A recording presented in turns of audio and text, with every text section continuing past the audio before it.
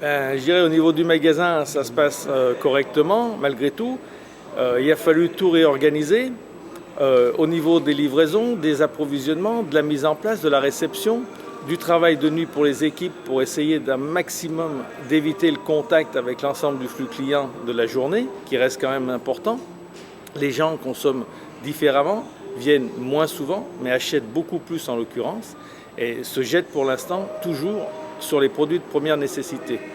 Aujourd'hui, ça va, les gens comprennent la situation, ont pris la mesure de l'ampleur du problème.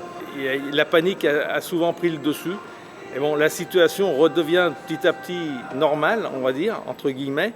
Les approvisionnements suivent. Alors, il n'y a pas tout tous les jours, mais on n'est pas inquiet sur les approvisionnements. Il faut le temps de remettre tout ça en route. Et puis, ça va repartir. Nous, on doit faire face à tout cet afflux de clientèle. On a du mal à trouver certains produits de temps en temps. Les producteurs de fraises, par exemple, demandaient de la main-d'œuvre pour ramasser les produits. L'Espagne et les frontières sont bloquées, donc les choses s'organisent un peu différemment. Voilà. On ne trouve pas toujours ce qu'on aurait besoin, mais par contre, on a toujours à manger au niveau des rayons pour le consommateur. On fait face, donc on a pris les mesures. On a trouvé du gel hydroalcoolique très rapidement. On a mis la protection sur la ligne de caisse au niveau de nos personnels et tout pour qu'ils aient ces fameux écrans de protection pour les gestes barrières et la distanciation sociale. Maintenant, voilà, il y a quand même aussi des inquiétudes. Voilà. Donc là, on a eu l'idée dimanche avec un imprimeur. On a reçu les échantillons hier matin. On a mis ça en test pour la journée. Et une étiquette de protection de la poignée du chariot. On était en test hier et on va développer ça. Je pense que ça a bien plu aux clients et c'est une manière de combattre avec ces fameux gestes barrières. Alors déjà, c'était très compliqué pour trouver du gel hydroalcoolique, des gants pour arriver à se fournir. Après, qu'est-ce qu'on a changé? On a fermé tous les rayons trad pour éviter le moins de contact clientèle possible. Alors bon, on assure toujours quand même la production au niveau de l'emballage. On met toujours tout en barquette.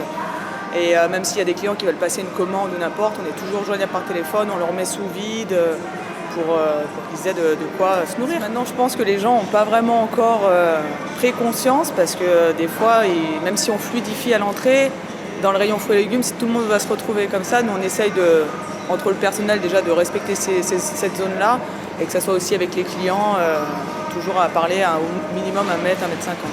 Non, alors l'approvisionnement ne manque pas. Encore ce matin, c'est plus de 130 à 140 palettes qui sont rentrées. Les produits de première nécessité reviennent petit à petit, mais ils n'ont jamais été forcément en rupture. Donc on est sur un approvisionnement, on va dire, qui revient à la normale petit à petit. Il faut laisser le temps de rebondir au niveau des industriels et puis nous, après, au niveau de la centrale, qui puisse nous relivrer de manière correcte. Mais on reçoit tous les produits de première nécessité, donc pour l'instant, il n'y a vraiment aucun souci là-dessus. Alors au niveau des chauffeurs, pour l'instant, on n'a pas de soucis majeurs avec eux. On est livré de manière complètement normale avec tout le volume de camions qu'on a besoin. On sait qu'ils ont eu des aires d'autoroute qui sont fermées et tout ça, et nous on a essentiellement livré le matin, donc on a décidé de mettre en place un petit point d'accueil avec un café et puis des viennoiseries pour eux, parce qu'on sait qu'en ce moment c'est pas forcément les meilleurs jours, et d'ailleurs on les remercie d'être présents et qu'ils soient là pour nous. Alors le drive, effectivement, ça explose à l'heure actuelle. On a eu un afflux de commandes qui est vachement important.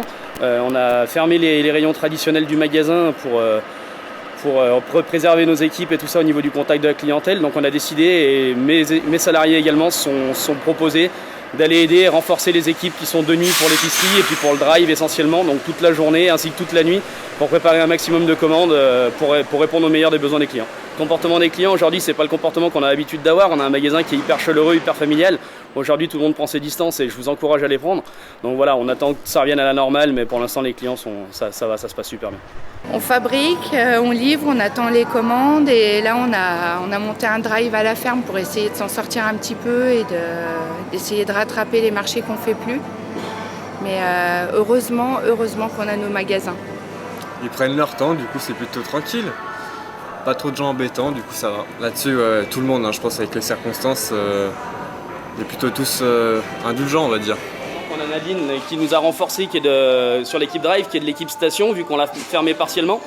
Là par exemple, on voit qu'il y a aussi Sylvie, notre charcutière, qui est en train de préparer des commandes. Voilà, elle aussi elle est venue en renfort et plein d'autres du magasin.